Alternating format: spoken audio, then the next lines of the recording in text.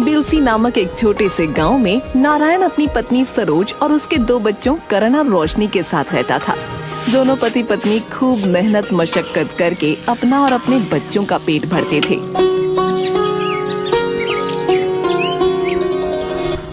सरोज, हर बार ठंड में तापमान इतना नीचे तो नहीं जाता था, लेकिन इस साल तापमान बहुत ज्यादा गिर गया है। हाँ, आप सही कह रहे हैं। इस बार तो गांव के लोग बहुत ज्यादा परेशान हैं। दिन हो या रात हो, लोग ठंड से ठिठुर रहे हैं। इस साल तो बहुत ज्यादा ठंड पड़ रही है। काम करना बहुत मुश्किल हो गया है। घर से निकलते ही ठिठुरन शुरू हो जाती है। नारायण अपनी मालकिन मधु के घर खाना बनाने चला जाता है। सरोज अपने बच्चों को सरकारी स्कूल छोड़कर फूल बेचने चली जाती है। नारायण, तुम जल्दी से सारे काम निपटा लो। तुम्हें पता है ना, आज हमारे घर पर पार्टी है। मालकिन, मैंने तो सारे पकवान बनाकर रख दिए हैं। अगर तुमने सारे पकवान बना लिए हैं तो आज तुम घर सजाने में भी मेरी मदद कर दो। ठीक है मालकिन, मैं आपकी मदद कर देता हूँ। ठीक है, लेकिन तुम्हें आज पार्टी में आना है। अपनी पत्नी और बच्चों को लेकर आ जाना। मालकिन, कितने बजे आना है? आप मुझे वक्त बता दीजिए। तुम शाम को 7 बजे पार्टी में आ जाना। और हाँ, मुझे तुम्हारी थोड़ी मदद की भी जरूरत होगी, ठीक है?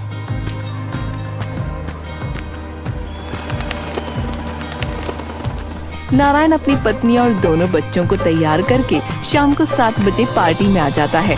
पार्टी बहुत शानदार थी। बहन देख, कितना बड़ा घर है, कितना सुंदर है। बाहर कितनी ठंड है, फिर भी इनके घर के अंदर ठंड नहीं लग रही। बच्चों, ये घर गर्म इसलिए लग रहा है क्योंकि मालकिन के घर में हर कमरे में हीटर लगा हुआ है। हाँ पापा, हीटर लगाने से घर बहुत गर्म हो जाता है। भैया, हम भी अपने घर में हीटर लगाने के लिए मम्मी से बोलते हैं। बेटा, अब ठंड कुछ दिनों की मेहमान है, इसलिए ठिठुरन हो रही है।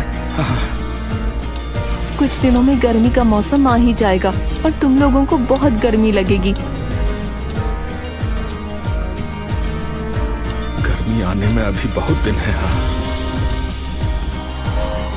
मधु के घर की पार्टी तो बहुत अच्छे से हो गई और मधु का दोस्त संतोष उसके नौकर नारायण के खाने की जमकर तारीफ करता है। कुछ ही दिनों में सर्दियां और बढ़ जाती हैं। मधु, कुछ दिनों में तुम्हारे पति का जन्मदिन है, तो क्यों ना फिर से नारायण से ही खाना बनवाकर घर में एक छोटी सी पार्टी दे दे। संतोष, बात तो तुम्हारी बिल्कुल ठीक है। पिछली बार भी सबको नारायण के हाथ का खाना बहुत पसंद आया था। एक बार दोबारा नारायण को मिल तो लूं, उससे तो मैं अपने होटल में ही काम करवाऊंगा। ये मधु ना, और ये मधु तो न जाने किस बात का घमंड करती है। आता जाता कुछ नहीं और सारा का सारा खाना नारायण से बनवाती है। कुछ दिनों बाद मधु अपने पति के जन्मदिन पर नारायण और उसके घर वालों को बुलाती है और अपने दोस्तों को भी इनवाइट करती है। पार्टी के दौरान संतोष से एक महंगा गमला टूट जाता है। संतोष तो वहाँ से तुरंत हट जाता है, पर नारायण की बेटी रोशनी वहीं खड़ी रह जाती है। नारायण, देखो तुम्हारी बेटी ने क्या किया।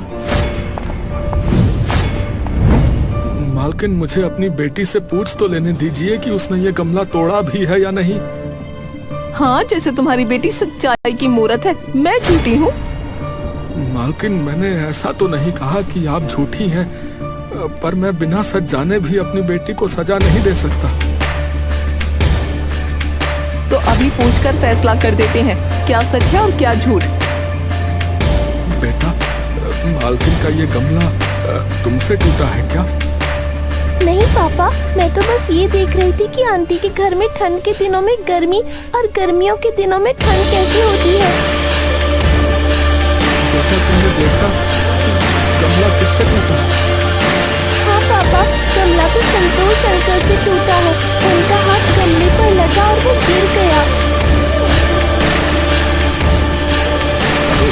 क्या तुम्हारे यहाँ मेहमानों की किसी पूरी तरह से इज्जत की जाती है।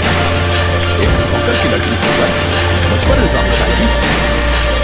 संतोष, आई एम सॉरी, तुम गुस्सा मत हो, मैं देखती हूँ इसका क्या करना है।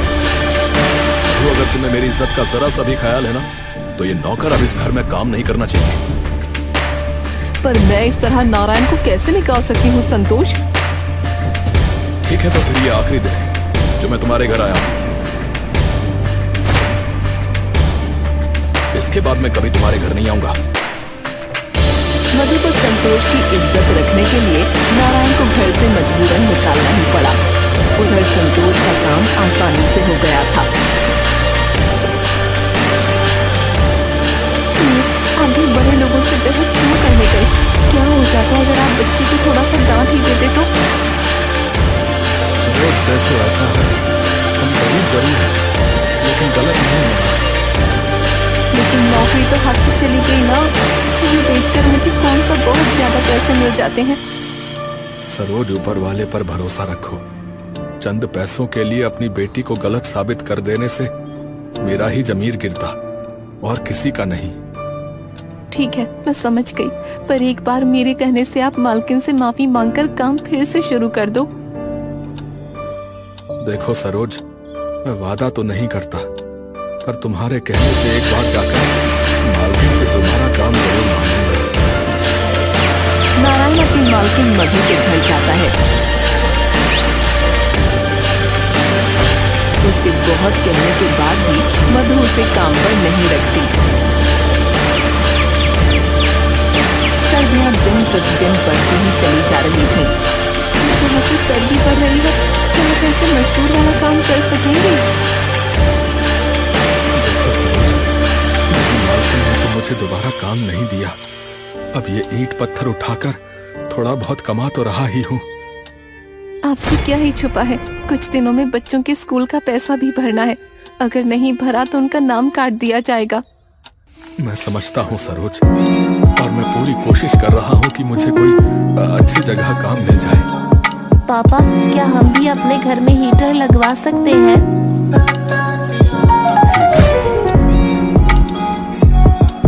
पापा, मधु आंटी के घर और आस पड़ोस के लोगों ने भी अपने घर में हीटर लगवा लिया है।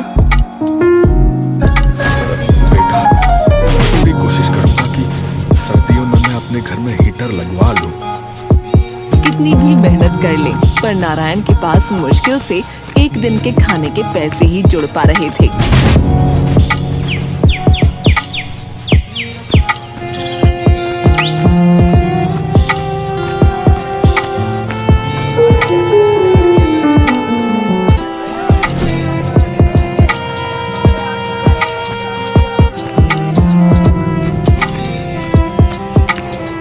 हे भगवान, अब तो खाना बनाने के लिए आटा भी नहीं है। अब मैं आटा कहाँ से लाऊं? मेरे पास तो अब और पैसे भी नहीं हैं। क्या हुआ, आप इस तरह से परेशान क्यों हैं? सरोज, मुझे जो तनख्वाह मिली थी वो सब घर खर्चे में खत्म हो गई। मेरा क्या है, मैं तो पानी पीकर भी सो जाऊंगा, पर बच्चों को और तुम्हें भूखे पेट नींद कैसे आएगी? कोई बात नहीं, खाना आज मैं अपने साथ लेकर आई हूँ। सेठ जी के यहाँ पर आज दावत थी, तो उन्होंने कुछ खाना बच्चों के लिए भिजवा दिया है। उस रात तो भगवान की कृपा से सभी को खाना मिल गया था। अगले दिन सुबह नारायण फिर काम की तलाश में निकलता है। तभी उसे रास्ते में संतोष मिलता है। अरे नारायण, कैसे हो? इस तरह परेशान क्यों घूम रहे हो? छोटा मुंह बड़ी बात साहब, आपका तो घर पैसों से भरा होगा, लेकिन फिर भी आपने हम जैसे नौकरों का जरा भी ख्याल नहीं रखा। ऐसी बात नहीं है नारायण, मैंने तुम्हें ढूंढने की बहुत कोशिश की। मानता हूँ मेरा तरीका गलत था, पर मैंने जानकर ये सब नहीं किया। साहब, आप लोग बड़े लोग हैं, आपको दर-बदर नहीं भटकना पड़ता, पर हम जैसे गरीब लोग कहाँ जाएंगे?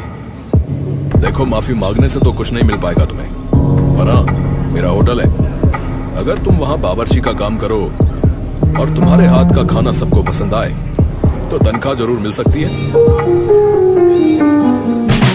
नारायण खाना बनाने के काम पर लग जाता है और ग्राहकों को खाना